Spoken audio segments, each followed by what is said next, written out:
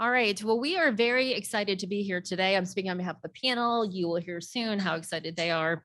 My name is Norma Krayem. I am the Vice President and Chair of the Cybersecurity, Privacy, and Digital Innovation Practice at Scoyoc Associates. More importantly, I used to be the Deputy Chief of Staff at the Department of Transportation and the Deputy Administrator at the Federal Railroad Administration. And so while I couldn't raise my hand that I had started my career in the transportation and the rail industry, I definitely spent a lot of time there. And it is a pleasure to be here today with such a wonderful panel and such amazing speakers who have shared that experience that we've had working in the transportation industry. First, kudos to Missy and the team and Amir and Cylus for bringing us all together. Because for many of us, we have been working for many, many years, laboring in the wilderness, I like to say, talking about what cyber risk in the transit and the rail industry means. And I'm really happy that we're finally at the point where we can have a public conversation about it. Certainly, transportation has been one of the safest industries certainly in the United States for many, many years. And when I was at DOT, we said safety was our North Star. What we learned, unfortunately, in 9/11 is that safety did not mean security. And what we did learn very quickly was what physical security meant in the transportation industry. But I think in our evolution as an industry, we focus so much on the physical security and safety. Many in the industry thought that that automatically meant that it covered cybersecurity. And in our culture of an industry that includes safety, again, as our North Star, I think we started to miss really those nuances between the IT and the OT sides of why this is important. We started to miss that while we were the first industry to have intelligent transportation systems, we were on the cutting edge years before other sectors. We were missing that in that great connectivity, we were leaving holes and gaps for cybersecurity issues. Now, we started to see change, I would say 5 to 7 years ago. And the interesting piece about it was that also coincided with the entrant of a Chinese-owned company coming into the United States and underbidding all of our normal OEMs to win these 30-year long-term contracts. And that's where I think we started to see that coalescence from CISA and the FBI and law enforcement to start talking about what cyber risk meant. So in the great interconnectivity, we have innovation, but we also have risk. And I think we've also seen, certainly with the war in the Ukraine, the goal in any future battlescape is certainly cyberspace, but it's also on our transportation and logistics systems. We've seen that in Ukraine. We've seen that with the new attacks called Pegasus. But when we're talking about how we help manage our defense industrial base, even deployment of people out of certain areas, transportation is really that nexus. We're going to talk today about two really interesting perspectives in the transit and the rail industry. And I'm so pleased to be here with Christian Schlehuber. Did I do that okay? I'm going to practice my German. The field CTO for Cylus, and Mike Echols, who I think everyone knows used to work at CISA many years ago and has great stories, but can't tell any of them. And he is the facilitator for APTA's Control and Communication Security Working Group. We're going to look at some of the best practices that APTA has been working on to help the industry move forward. And we're going to hear a very interesting perspective from Christian and Cylus, who's actually created a fascinating bespoke approach to managing the transit and the rail industry for cybersecurity. And when we talk about the nuances, we were talking a few minutes ago about, does anyone know how the disparate pieces of a rail system work? And the answer is yes and no. But when you're trying to lock those down and secure them, Cylus is a very interesting approach. So what we're going to do is I'm going to have each of the speakers give about 5 to 7 minutes, just high-level overview about what they're focused on, what they're working on. And then we're going to have a mad round of questions that I'm going to ask them. And then we'll make sure we have a few minutes to be able to take questions from the panel. I'm sorry, from the audience. So Christian, and we're going to start with you.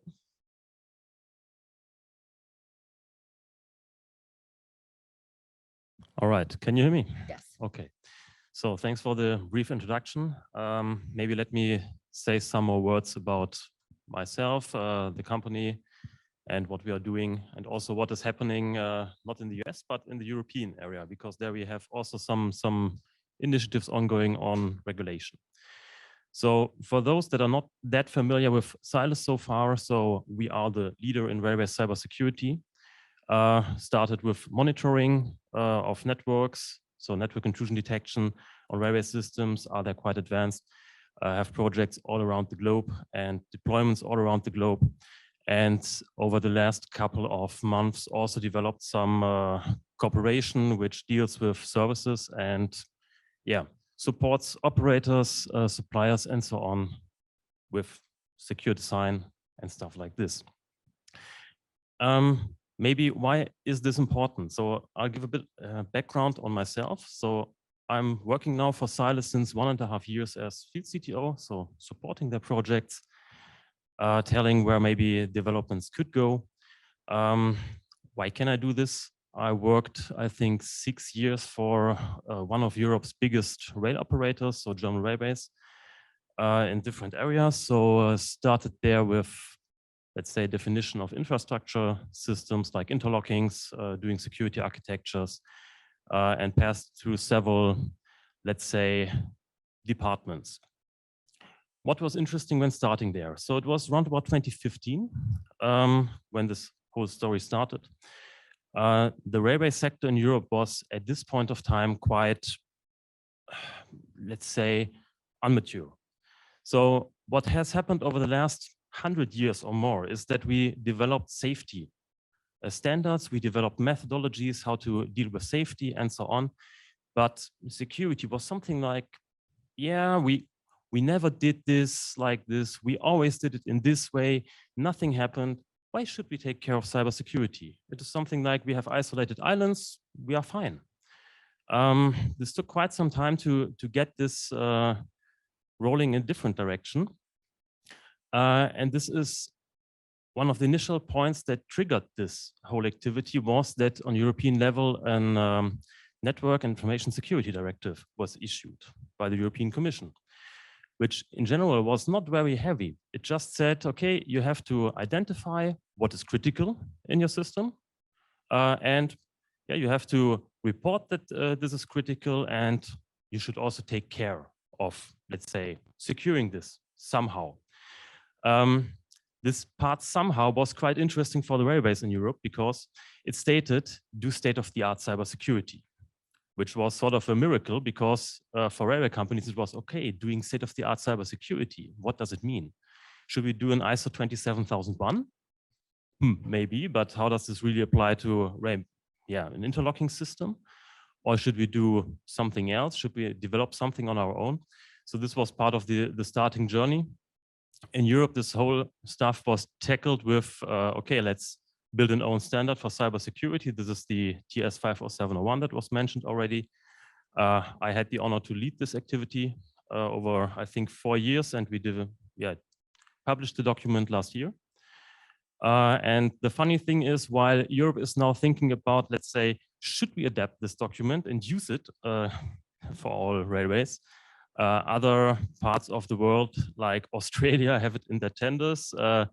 India, I think the Transport Ministry said, yeah, this is nice, let's use it.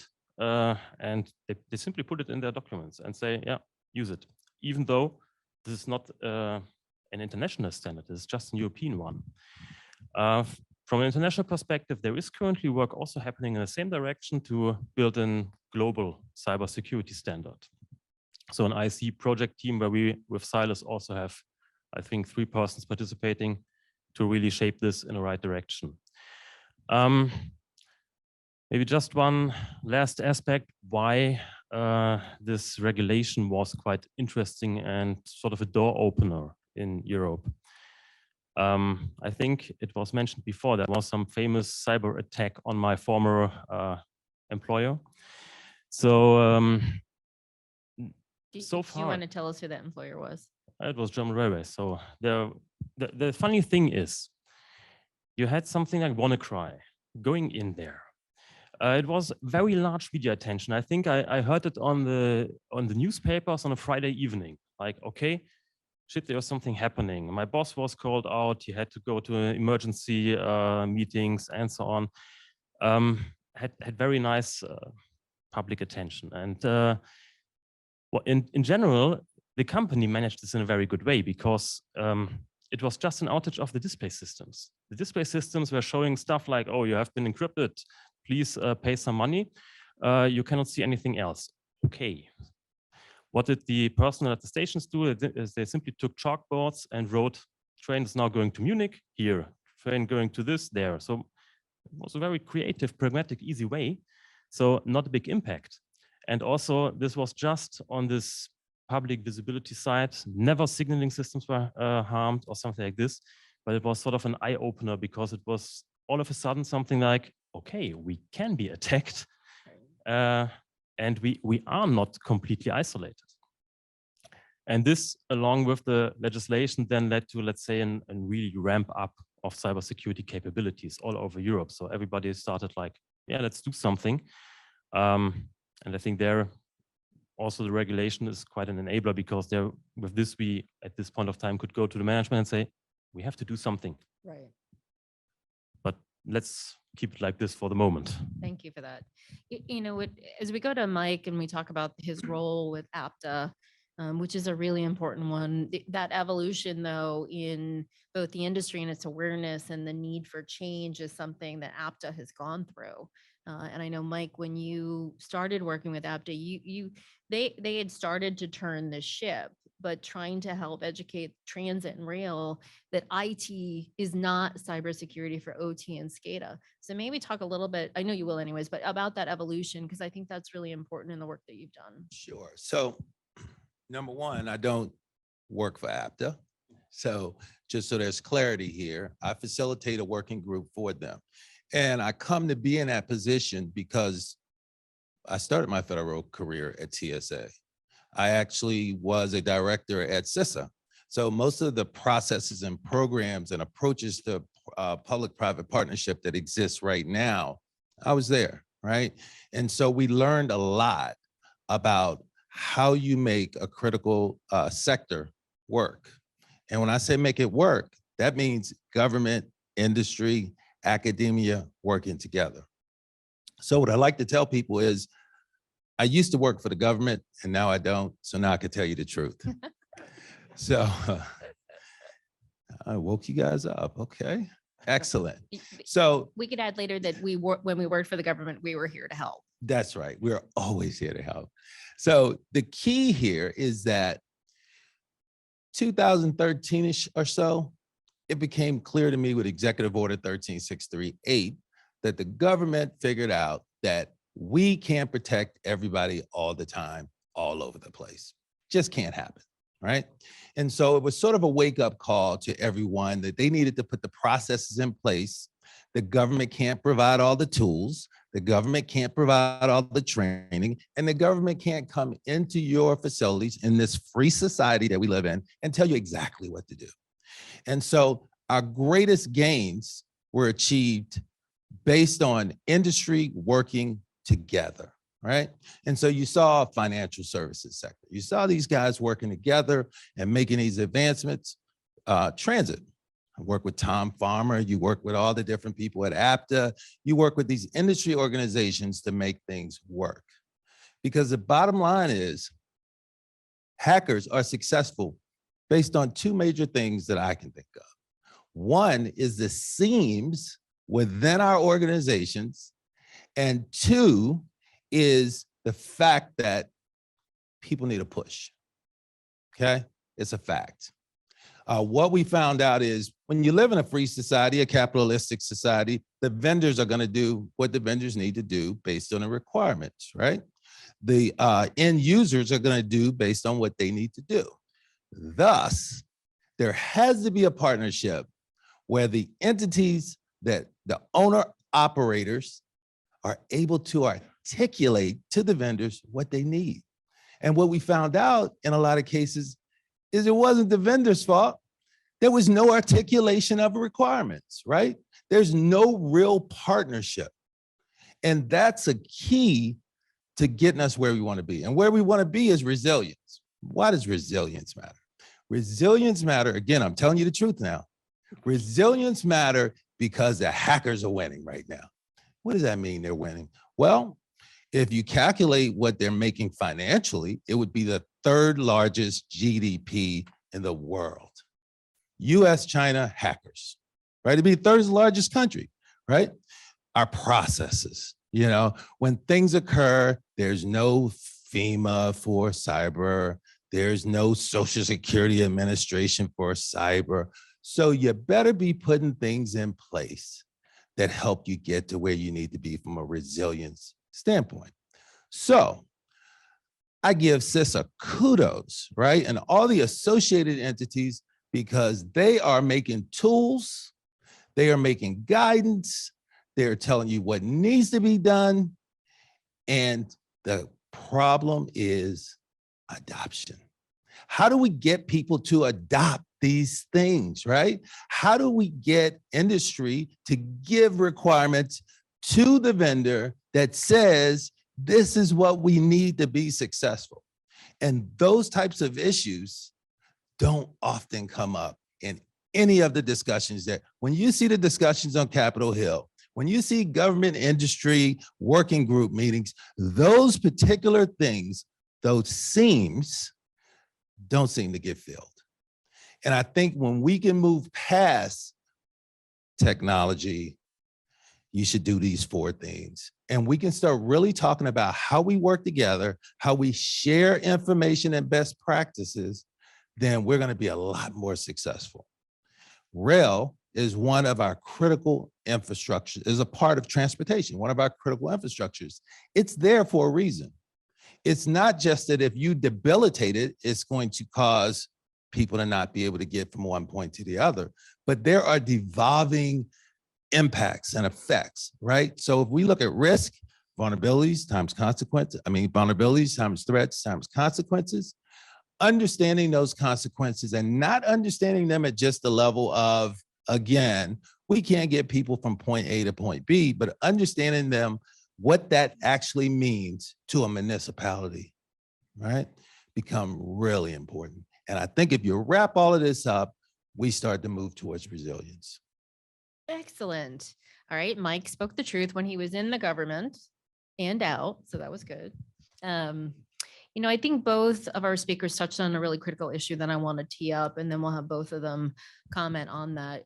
I talked about the cultures in transit and rail, and our culture is around safety. And in safety, we are heavily regulated.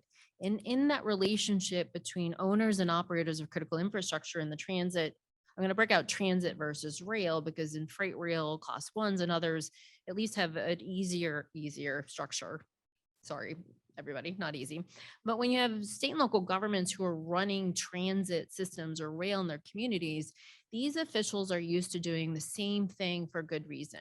They put out an RFP. They say, I have a capital expenditure. I want 12 locomotives and 25 cars. And if you build these, I know you're building them to the safety standards. And by the way, you get the O&M contract for 30 years, right? They expect they're getting a safe system. What we miss, and crashworthiness is a good example. We know what a crashworthiness standard is, right? The goal is that you can get through a crash and not kill everybody who's on the train or interrupt the system. It's super easy to see. But what we've had is the disparate pieces in rail between the CISO and the rail ops and the people who run the SOC and the physical security. They all have their own contracts. They're doing their own thing. They're super excited about technology, and there's no one sort of point of the spear. So we learned this as well as we started looking at cybersecurity issues and the regulations and the mandates. And so I want you both to talk about, you could use different perspectives. From the Cylus perspective, how are you able to help entities in the industry understand all their assets? Because the basic issue, I won't speak for TSA, is asset visibility, right? If you know what you have and what it's connected to, you can secure it. And then, Christian, as you do that, Mike, for you, as you think about transit and that evolution, I know you don't work for APTA, but talk a little bit about the work in that committee, because I think you've done amazing things. So Christian, first for you. Yeah, so let me start with the question how we can and how we are supporting clients and operators especially. I think you mentioned an important point. You need asset visibility. And from experience, I'm not sure what the operators in this room think, how much of their assets they know, but usually if you know 50 to 70% already, it's quite good. Because from my experience, it is like, okay, yeah, maybe we know some stuff. We have 20 different asset inventory systems, one for cablings, one for this, one for that, and so on. And in the end, you say, okay, can we combine this? No, impossible. So you have lots of fun already at this point when it's about just knowing what you have. The next step is knowing, of course, who's responsible for this, but this is an organizational topic. And then, of course, seeing what happens there. How we can support there is, at least for stuff that is somehow communicating. We have some nice capabilities to identify assets that communicate via networks. We can tell you, okay, you have those assets, they are communicating with these assets. Most likely, this is that device, that device, that device. So also quite a good classification. So you get asset visibility. First thing, quite nice. Now the next challenge that you might encounter, let's assume you know your assets. You know who's responsible, you know what it is, and so on, and how it should communicate. Then you have some traffic happening, quite common. Maybe it is something legit. And then something strange happens. What should you do? Most likely, you will have some operators sitting there that originate from the cybersecurity domain, some SOC analysts, level 1, level 2. They will see, okay, there is now some controller in the field, let's say, starting with a port scan, which of course shouldn't happen. So what should they do now? And CCERT usually would say, okay, isolate it, cut it off, and full stop. If you do this in the railway domain, you might get some safety issues, maybe because you just disable the communication that the train can do for, let's say, emergency brake procedures. Then you have another story, so not a security incident anymore, but maybe some safety incident, which can be quite heavy. Due to this, you need to somehow get the awareness and not only the visibility for the railway operational perspective to those guys doing security operations. Either you can train them to get this, but having some hybrid between railway operator and cybersecurity analyst is, I think there are just a few out there. You can train them on your own, but it can be quite a challenging road. And then, of course, you have to keep them in your organization. This is the even heavier road. I see some people smiling here, so I think they encountered this already. So what we do there in order to support is, if we identify something, we say, okay, most likely this is what's happening there, and this is how you should deal with it. Because from our experience, we know quite some stuff about railway operations and can tell you, okay, could be quite easy. Maybe there you should be more careful. Or we can also support with, let's say, setting up some, let's call it emergency team there, because if you have some issue that never occurred, security shouldn't, let's say, decide on their own what to do, because maybe you need an operations manager who really has a clue what this change impacts. Right. No, that's good. Yeah. And we'll come back. We'll talk a little bit incident response plans, right? That's kind of a 101. We'll talk about what that means and how that sort of works. But Mike, let's talk a little bit, about what you've seen. Sure. Work with your committee. So one of the groups that I lead is the CCSWG at APTA. So help me out, Dave. Don't even know my own group. There you go. There we go. So APTA has a couple of different working groups working on cyber. That one is for OT. They also have one that's an enterprise security working group. And so in working with this OT group with transit officials, vendors from across the nation, you start to realize that there's a giant hole. And that hole, not just within how we secure OT, but what does IT and OT mean to each other? And as you look deeper into that, you start to realize that there's no system whatsoever for OT. We all know IT, right? Everybody's using Wi-Fi. You have little kids that understand how to get on Wi-Fi, right? So everybody's understanding the IT aspect of our digital world. Transit agencies have to deal with that OT system. which, earlier we were hearing 30 years this equipment is expected to work. This equipment was never meant to be secured. So now you have people at the top of organizations who are making financial decisions about, do we network all of this stuff together because it actually would save us money? Do we do X? Do we do Y? And we realized that there really wasn't any guidance. And so our group worked to sort of build a companion to what we know about IT, right? And so we're working to develop some recommended practices and standards for operational technology. And again, this is being done with government, industry, and academia, right? And the actual operators at these transit agencies. And so we came up with an operational technology cyber maturity framework. And I'll talk about that later. I have a speaking piece a little later. And so we'll go deeper into that. But the basis of that maturity model was to help organizations understand, number one, the importance of having an OT program. Number two, how to mature that program. And then number three, what maturity means, right? So when you're first starting, you're doing things, right? And that's important that you're doing things. But by the time you get to level two level of maturity, you need to have some processes in place, right? There needs to be people in charge of those processes. You need to have processes for cycling people out when they leave, because we're humans. People take other jobs, right? And so what we've also found from all of that work and all of those discussions is that those human things really have a huge effect on how things work. So we want to create repeatable processes, right? So the next guy, as they say in the NFL, next man up.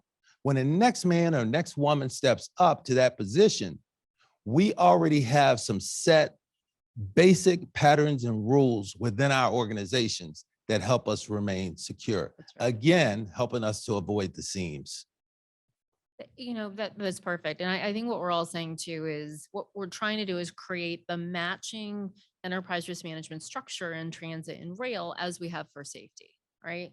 I think when we talk about levels of maturity too, it's important to focus on the fact that you are moving people and goods that are critical to our national and economic security.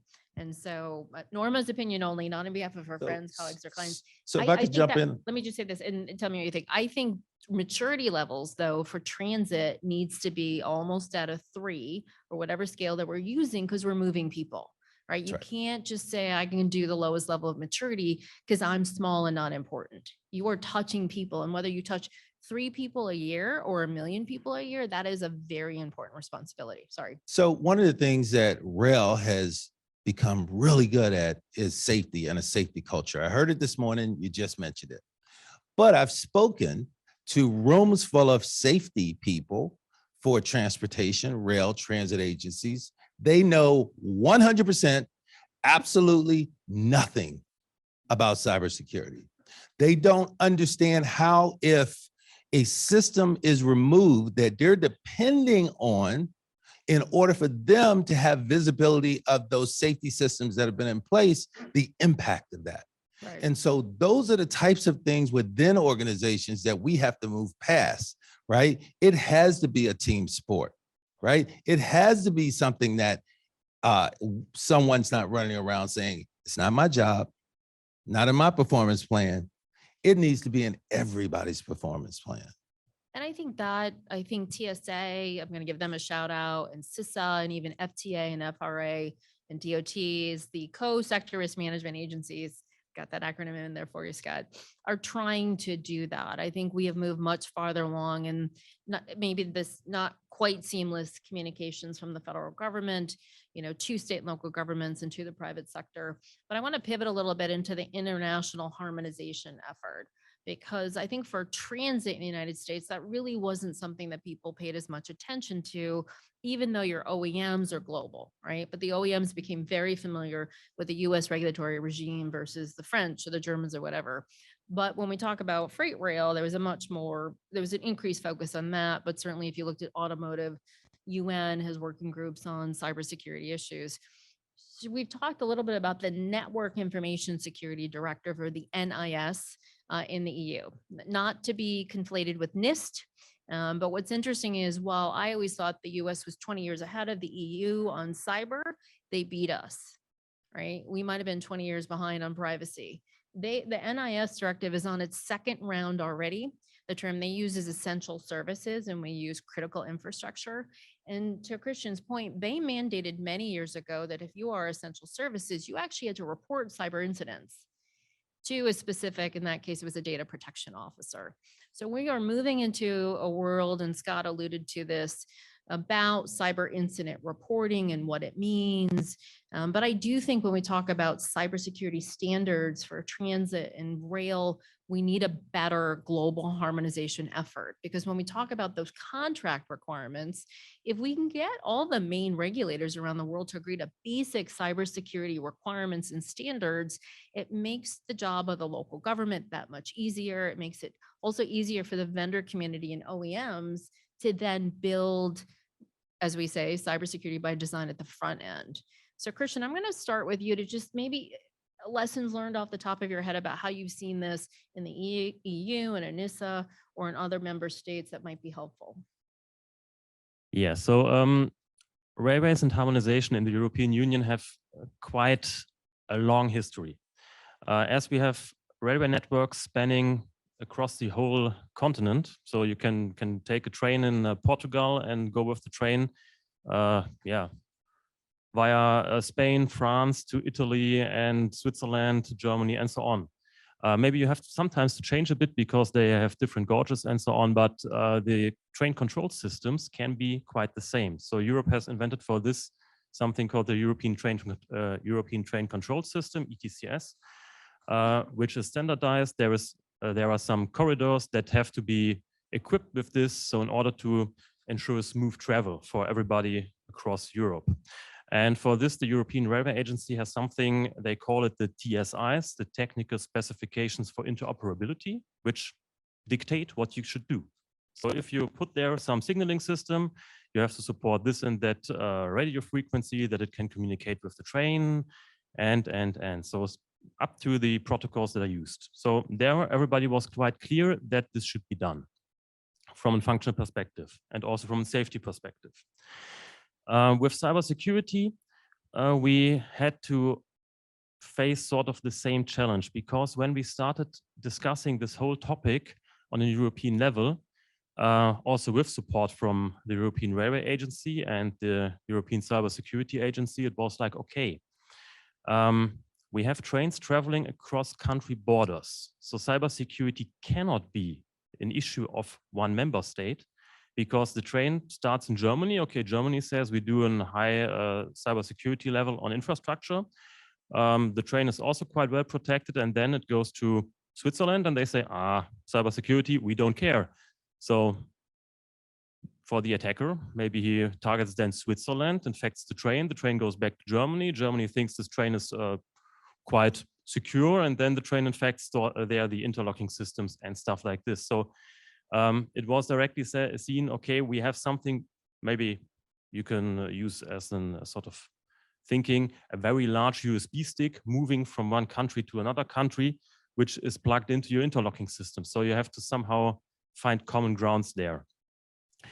This was one issue. Why? Because due to this, we started with the work on cybersecurity standard for railways. One of the other issues that we had, or challenges that we had there, was we were thinking about, we somehow have to keep track with all this evolution in transportation. You see stuff happening like platooning of trucks, autonomous driving, and so on. So driving trains and moving passengers and goods has to be commercially viable, meaning we have to have common grounds that not each country defines their own cybersecurity levels and measures, and then all the suppliers have to, let's say, for each country, build different systems and so on. So everybody has then own specific systems, one for Germany, one for France, one for Italy, and so on. This drives the suppliers crazy, and of course increases the cost, because every country needs a special one. So due to this, also from their perspective, from the supplier's perspective, it was important to harmonize this, that they just have one set of requirements and they know, okay, if we build a main line, this is the set of requirements that we usually encounter. We build the components according to this, full stop. This is what happened there. Maybe just one step further, what also happened is that the Cybersecurity Agency in Europe is not idling. They are saying, okay, we have now NIST Directive 1.0 out there, has been transposed. What did they do next? They issued the Cybersecurity Act, which says, okay, you have to have monitoring capabilities on a nation state level, Right. building CSIRTs and so on, and also networking them between the sectors. And now NIST 2.0 is happening, where they say, yeah, even more becomes critical, not critical infrastructure, but essential infrastructure, they call it, which includes now also railways in all parts of Europe and not just in the bigger countries.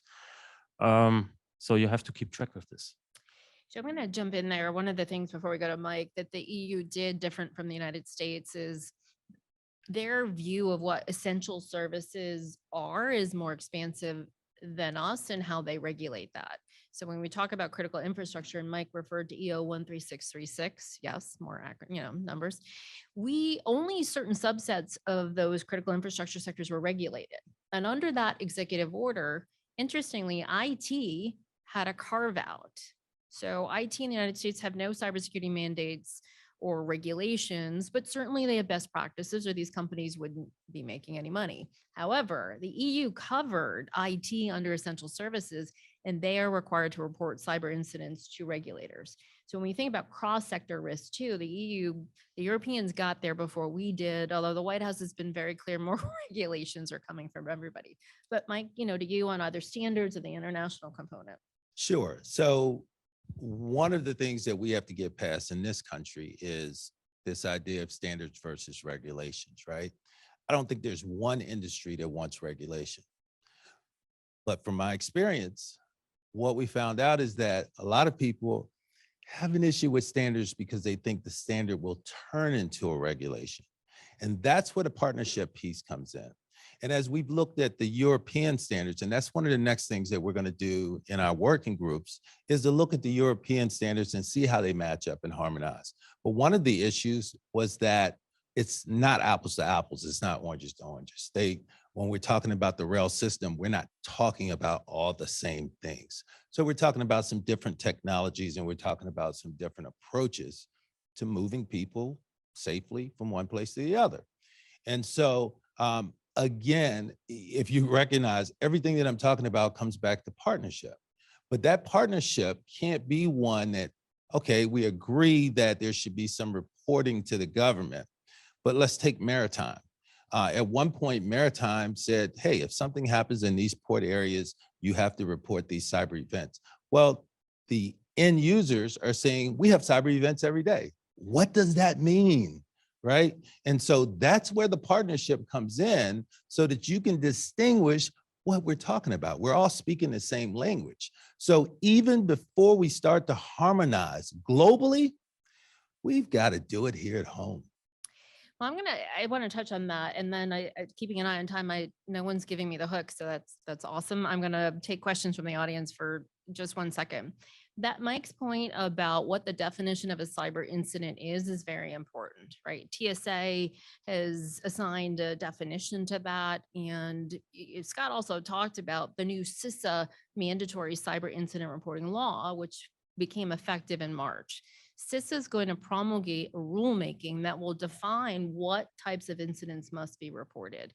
And so I think as we think about the global ecosystem, there are standards so people know what to build to. There are best practices that you can get through the partnerships through APTA and AR and other pieces. And then there are the regulations. And for anyone who says, are they going away? The answer is no. Only more is coming. So I do think as TSA and CISA are talking about how they work together with industry, it is really important for everyone, vendors, owners, and operators to work with the government to actually help them create those outcome-based standards. So I'm going to just see quick questions, but do me a favor, please state your name and your organization. Go ahead. That would be you. Yes.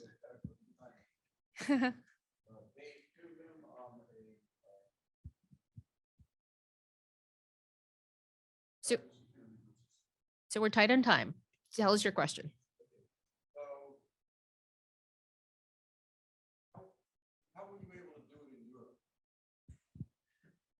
Is that a 30-second answer?